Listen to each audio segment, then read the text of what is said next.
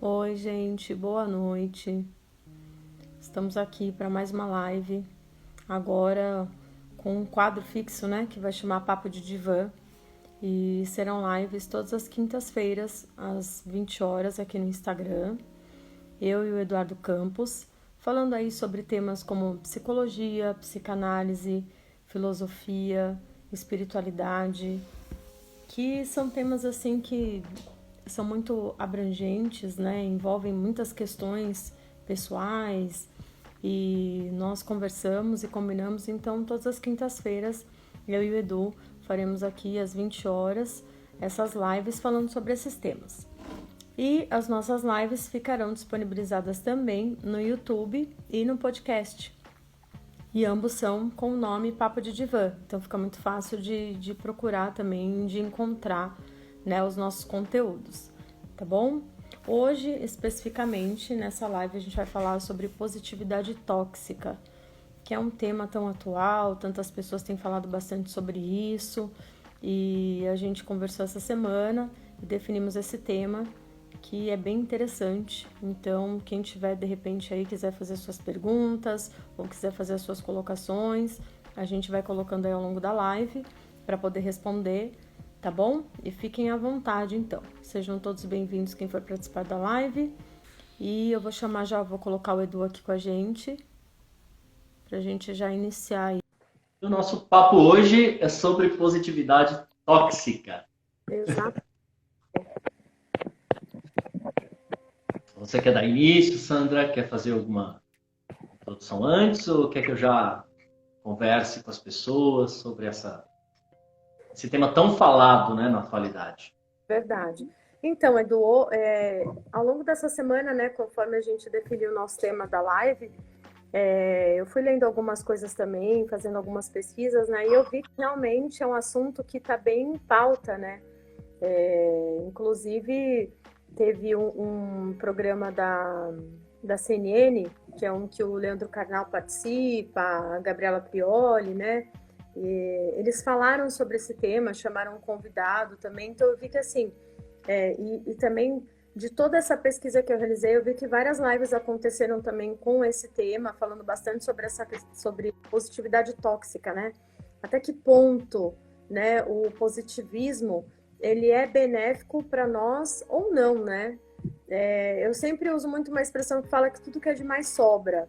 Então, hoje, assim, vai ser bacana a gente até falar sobre a positividade, o excesso de positividade, para entender até que ponto ela pode se tornar nociva, né? Prejudicial para nós, né? E, e aí eu dei uma pesquisada em algumas coisas, mas eu também vou colocando assim, conforme a live for acontecendo, conforme a gente for falando sobre o assunto, mas tem bastante conteúdo a respeito. Na verdade, não existe uma positividade tóxica, né? Quando a gente usa o termo de positividade tóxica, a gente quer provocar uma reflexão em quem tem essa personalidade, que na verdade é uma personalidade autocentrada. Então, aquilo que muitas vezes parece positivo, se é tóxico, não pode ser benéfico, não pode ser positivo. É extremamente angustiante para a pessoa que convive com quem pratica, seja no ambiente de trabalho, seja dentro da família, seja entre os amigos, né? O que acontece é que uma pessoa que pratica a positividade tóxica, ela não tem consciência de que ela está sendo tóxica. Então, muitas vezes, ela é uma pessoa tão autocentrada que ela não consegue refletir sobre o discurso que ela apresenta socialmente e como isso não vai de encontro às necessidades da outra pessoa com quem ela convive. Uhum. Você diz para uma pessoa, por exemplo, você está sofrendo por algum motivo, você está com muita dor de cabeça. Essa pessoa, sem ouvir o que você falou, sem parar para pensar no que você falou, porque muitas vezes o que você precisa dela, né, não é uma palavra de conforto ou um incentivo. Você precisa dela apenas um momento de estar presente e te apoiar, mas esse apoio necessariamente não precisa vir acompanhado de um aconselhamento positivo, porque muitas vezes esse posicionamento não tem compatibilidade com a realidade vivida pelo outro. Só que a pessoa que pratica a positividade tóxica, ela é tão autocentrada que ela não consegue fazer essa análise.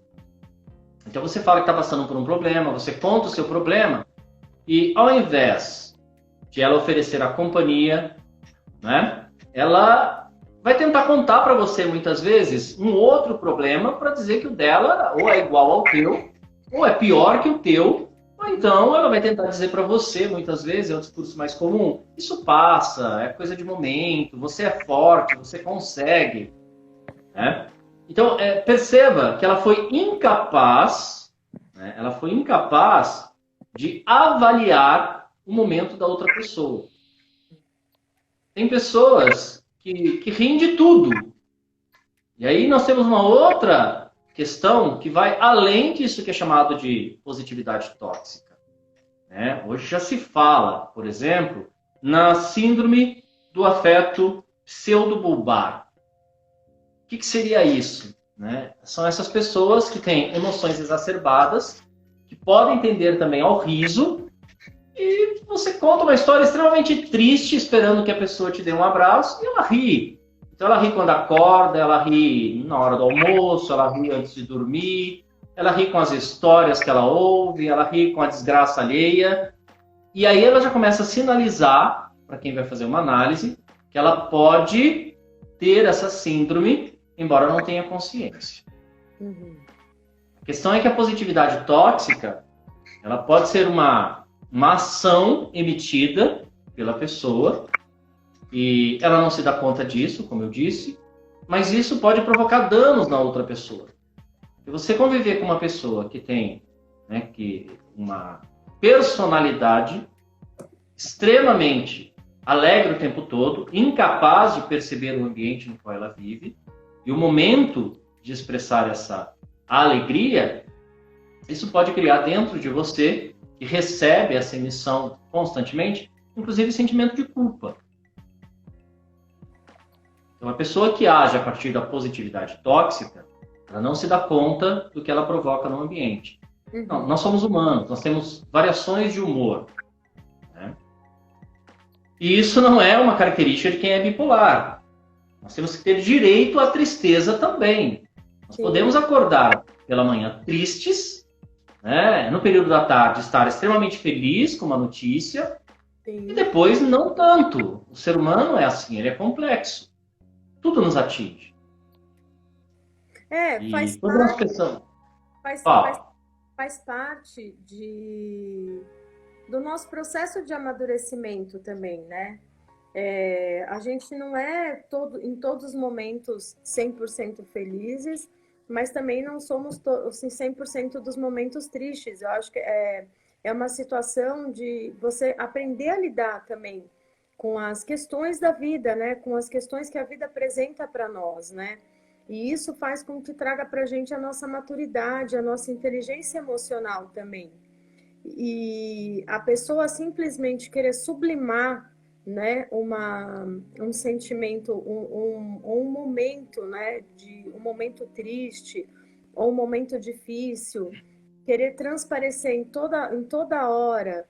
Eu acho que isso também vem muito, sabe, Edu, você me corrija se eu estiver errada, mas eu acho que isso vem muito também das questões, assim, impostas, as cobranças da nossa sociedade em relação e a autocobrança também, às vezes, nas referências que a gente busca, por exemplo, com esse mundo da internet, né? Essa coisa dos influencers, de o tempo todo transparecer que estão bem, o tempo todo transparecer que estão felizes, parece que a vida deles é perfeita. E muitas vezes a vida não é perfeita, mas omite esse lado para querer vender uma coisa para as pessoas. E aí vem sempre esse senso de cobrança, né? De tipo, mas eu tenho que estar o tempo todo bem, eu tenho que estar o tempo todo feliz, ninguém pode ver as minhas fragilidades, as pessoas não podem perceber, por exemplo, que eu sou humano, que eu sou natural, que às vezes eu passo uma dificuldade financeira, ou que às vezes eu passo uma dificuldade na minha família, né? Enfim, acho que é muito disso. Eu acho que quando chega nesse ponto da positividade tóxica, no sentido do extremo, né? De sempre querer mostrar que está ótimo, sempre querer mostrar que está bonito, sempre querer mostrar que está feliz para os outros, não é para si, né?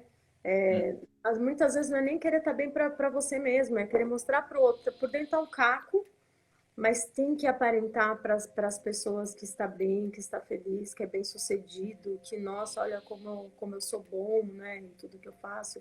E se alguém vem contar uma história triste, como você mesmo exemplificou, vem compartilhar de um problema, é incapaz, às vezes, de repente, dar um ombro amigo, porque ele pensa que o outro também tem que ser que nem ele. Tipo, não, você também tem que sublimar esse sentimento. Você não pode deixar, não, olha como a vida é bonita, você tem que estar feliz, você tem que estar sempre alegre, você tem que estar, sabe? Enfim, né? É complicado, né? Porque não vai ser assim, né? A vida não funciona assim, né? A positividade tóxica, ela se tornou um objeto cultural na sociedade atual, né? O que significa isso? Por exemplo, algumas redes sociais, elas conseguiram banalizar o significado da palavra amigo. Né? Amigo vem de ama-te ego, ou seja, esse desprendimento de você para com o outro, ou seja, amar o outro como a si mesmo, de uma forma muito liberta, ao mesmo tempo com uma dedicação ao que o outro sente. Então é uma palavra muito profunda. E essa geração de agora, ela já se desenvolve, ela cresce, ela subjetiva a significação de amigo de uma forma muito superficial. O simbólico, histórico, que está presente no sentido da palavra amigo, não é alcançado. Então essa palavra ela foi banalizada. E a palavra, quando ela é banalizada pelo uso, ela traz um grande problema. Por quê? Né? Você começa, inclusive, a tornar superficial as relações humanas. Quando você vê numa rede social, o que não é verdade, as pessoas nem se conhecem muitas vezes, elas têm seguidores por uma série de coisas, ou somente para alimentar o próprio ego. Eu tenho muitos seguidores. E muitas vezes esses seguidores não são reais, você pode comprar seguidores. E uma pessoa que compra seguidor, ela engana a si mesma. Em que sentido? Ela se esquece do esforço necessário para conquistar pessoas para acreditarem no discurso ou na imagem que ela passa e ela vai para um caminho mais curto. Ela não tem seguidor. Ela tem um número. Por que eu estou falando isso? Porque as redes sociais elas acabam contribuindo para que essa cultura, né, para essa cultura, o que a gente chama de positividade tóxica, esteja presente como mecanismo cotidiano. Se tornou uma força propulsora da conduta. Você tem razão. Então, muitas vezes eu estou triste, muitas vezes eu passo por uma situação bastante sofrida, mas quando eu me coloco numa rede social, é sempre aquela foto sorrindo, é aquela foto numa viagem, ou aquela foto criada e tratada. Eu gosto muito de um autor, o William Flusser, considerado filósofo da imagem, e ele fala sobre as imagens técnicas. O que é isso? Pensa, a imagem técnica é aquela que é tratada, ela apresenta uma falsidade de si, mas que você manipula e apresenta de uma forma maquiada, mas que ela é muito bem aceita, porque ela não representa a verdade. Então hoje você tem inclusive os filtros. Por que eu estou falando isso? Porque positividade tóxica não é só o que eu falo, mas é como eu me apresento também. Então sempre feliz. Olha só, a tristeza em nossa sociedade virou uma marca, né, muito rejeitada. Se a pessoa se apresenta triste por um longo período de tempo, ela começa muitas vezes a receber aconselhamento de procurar um psicólogo, um psicanalista, um psiquiatra, para ver se ela não tem depressão ou se ela está vivendo um momento de estresse profundo. Entretanto, quando a pessoa ela é extremamente alegre em todos os momentos, as pessoas não se preocupam. Mas isso também pode ser indício, sintoma, né, de algo que não está bem. Sim.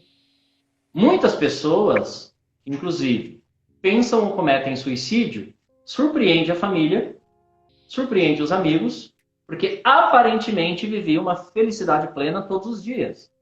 É aquele cara, é aquela moça que sorria sempre, que nunca contava o seu problema, que sempre tinha um conselho para dar, né? E aí você vai mascarando os seus sentimentos, não permitindo que o outro perceba o que você é de fato, de dentro para fora, e isso vai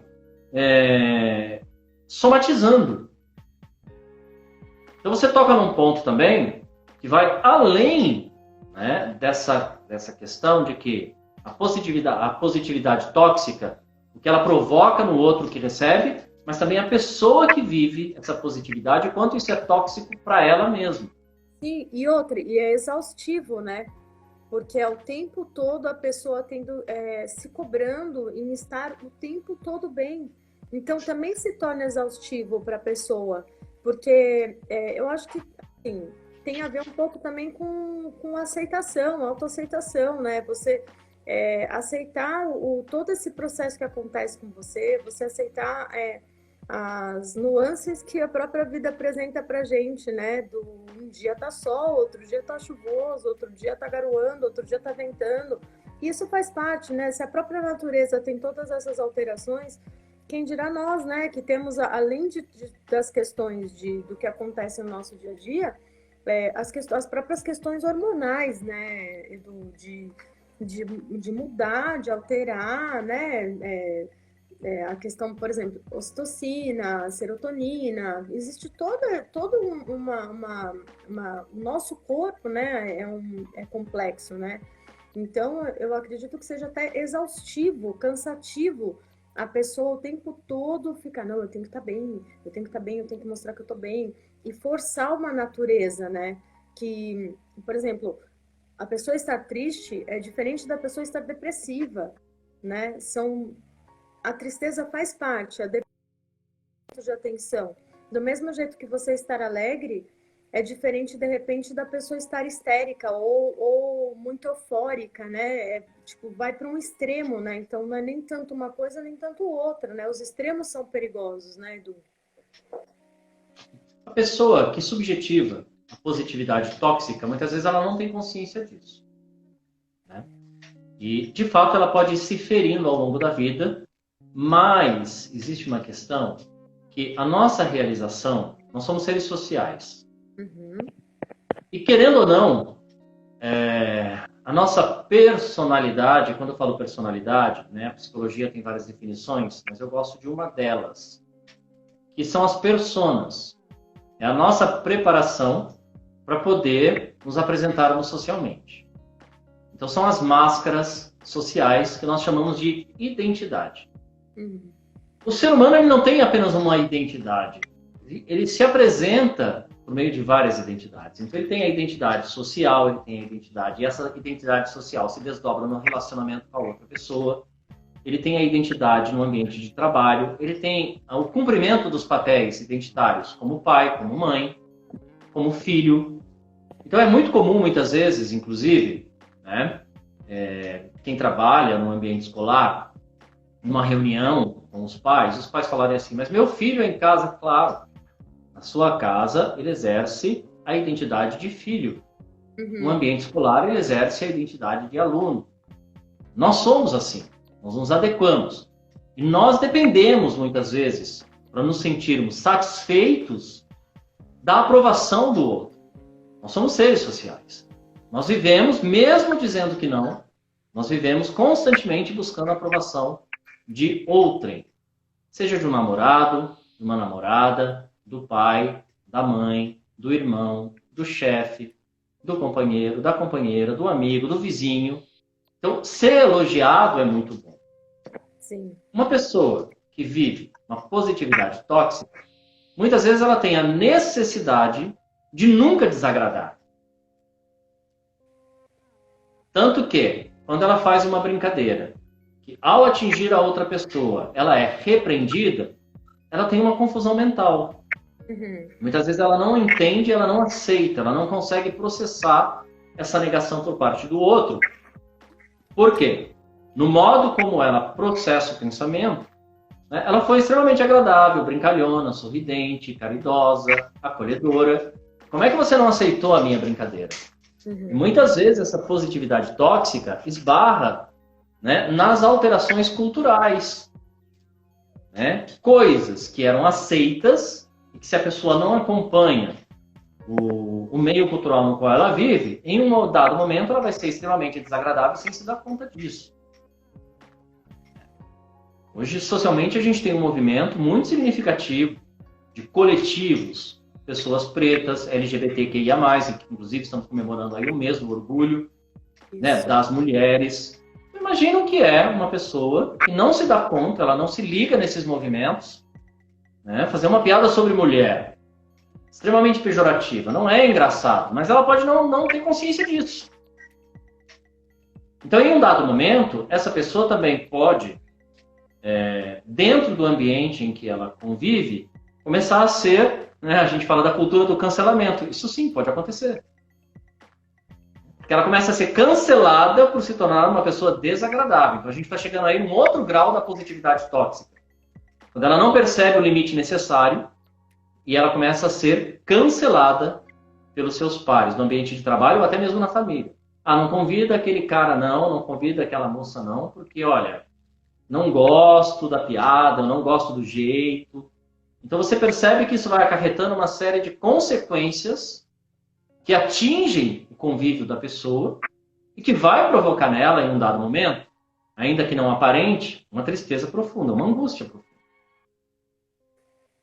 Já vai para um outro extremo, né? Para um outro extremo. E isso acontece.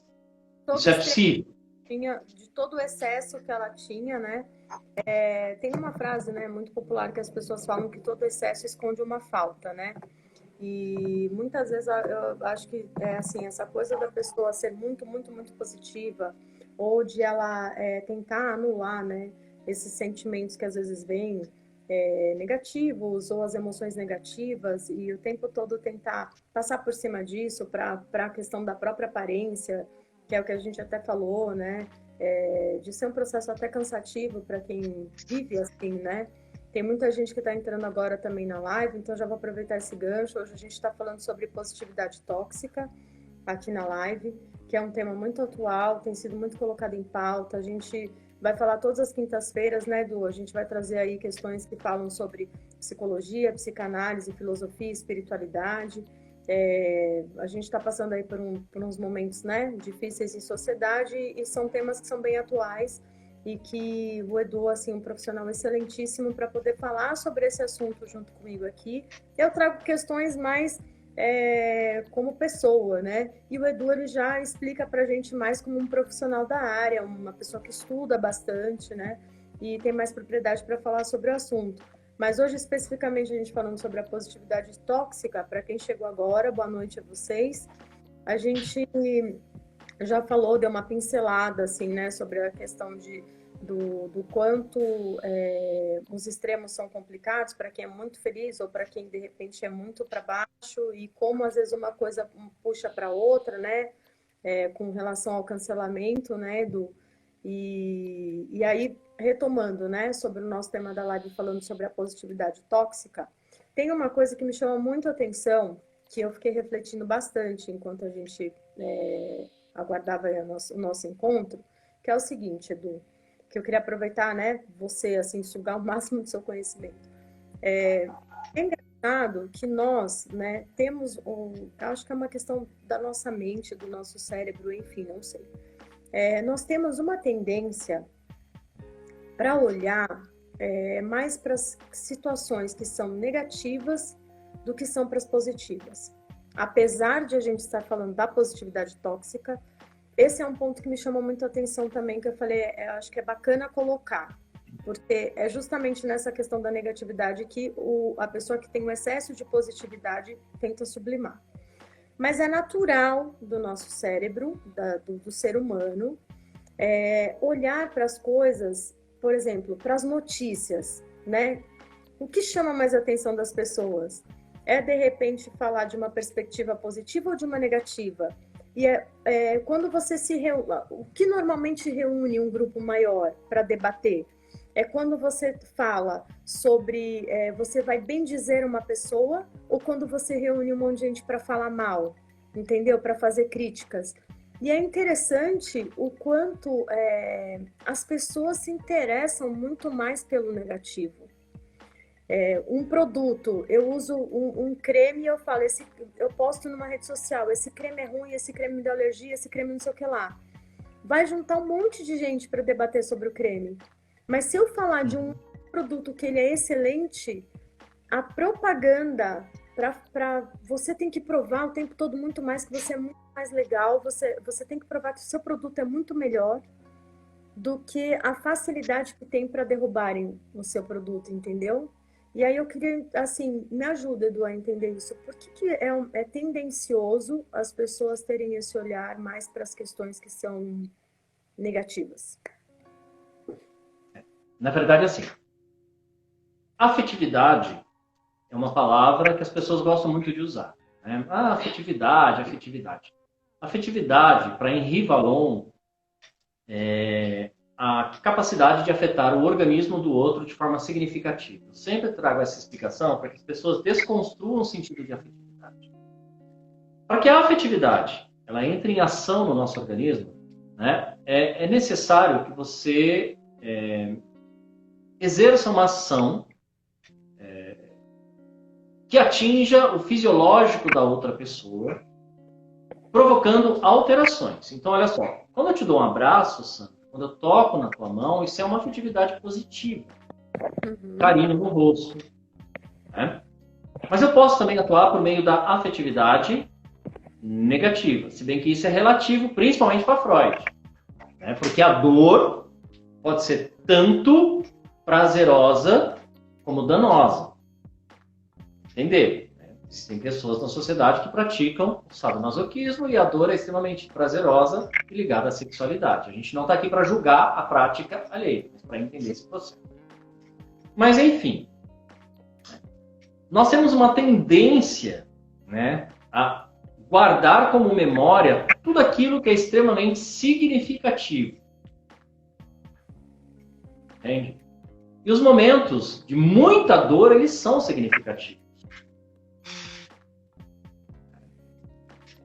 Então, quando alguém te diz algo que te magoa profundamente, existe sim uma tendência de você esquecer tudo de bom que aquela pessoa te fez e guardar na sua memória aquele momento que foi doloroso, porque você foi afetado organicamente a partir da ação do outro. Houve afetividade negativa.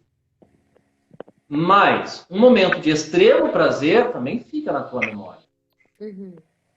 A questão é que o prazer e a dor, mesmo que ela seja existencial, andam juntos. Por exemplo, o seu primeiro beijo é um momento de prazer e fica na tua memória.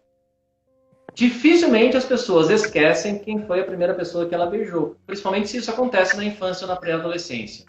Mas por dois motivos. Foi prazeroso, foi uma descoberta, você foi afetado, né? Organicamente, por aquele momento, os hormônios entraram ali em ebulição. Ao mesmo tempo, é uma sensação de medo. Conto para minha família, para minha mãe, para o meu pai. Para o meu pai, para o meu pai, para minha mãe, para minha mãe. Né? Vamos lembrar aí da paternidade e maternidade dos casais homoafetivos nesse mês de junho e sempre. Então, eu conto para o meu pai, para minha mãe, para minha mãe, para o meu pai, para minha mãe, para minha avó, para a professora, para o professor. Nossa, dei o primeiro beijo, como é que eles vão reagir? Principalmente quando a pessoa é do gênero feminino. Existe todo um tabu em relação à inicialização da sexualidade. Como é o primeiro beijo, a primeira relação sexual. Então, ao mesmo tempo que você tem aquela sensação de prazer e de descoberta, tem todos esses sentimentos que vão surgindo que lhe provoca esse armazenamento na memória. Foi um afeto extremamente significativo. Assim primeiro momento, primeira relação sexual. Talvez algo que você queira muito na sua vida, o primeiro carro que você compra. Você vai ter outros, mas o primeiro teve aquele gosto da conquista. Então são momentos que nos afetam. E aí são armazenados na memória. E existem armazenamentos que acontecem já na primeira infância. E que ficam lá no fundinho do nosso pensamento, no nosso subconsciente. Quando a gente começa a defecar, o modo como responsável por mim, seja o pedagogo da creche, seja minha mãe, seja meu pai, sejam os meus pais, as minhas mães, o modo como ele vai se relacionar com aquele momento, que eu tenho extrema autonomia. Olha só, vou usar uma palavra muito popular. As fezes, o cocô, é a primeira coisa que a criança ela faz sem o auxílio do adulto. Então ela começa a ter consciência da sua autonomia. E o momento em que a criança começa a ter controle do esfíncter é o mesmo momento em que ela aciona o lexicon mental, o vocabulário mental existente, né, numa área chamada de Wernicke e de Broca, e ela vai desenvolvendo o seu vocabulário. Então o controle do esfíncter tem uma relação muito íntima com o desfraude e com o desenvolvimento da linguagem. Nossa, Se existe essa relação entre o controle do esfíncter, desfraude, do desenvolvimento da linguagem, aquilo que essa criança recebe nesse momento é de extrema afetividade. Então, o modo como os pais ou os responsáveis irão lidar com isso, se vão apresentar aquilo como nojo, como feio, como fedido, ou se vão ver aquilo como um momento sadio, bonito. Então, a criança, ela defeca e mostra, olha só, como é que eu vou reagir a isso? Olha que lindo, você fez, eu vou falar, olha que fedido. Então, tudo isso vai sendo armazenado. E isso, para Freud, tem uma significação muito profunda, que atinge a nossa autoestima na pré-adolescência, na adolescência, inclusive na fase adulta. Que implica, muitas vezes, nesse processo e necessidade de aceitação social constante, de não querer receber não em um dado momento. E, olha, isso não pode ser uma receita. Porque eu sempre digo, a psicanálise, ela trabalha, né, com a subjetividade de cada pessoa ser analisada.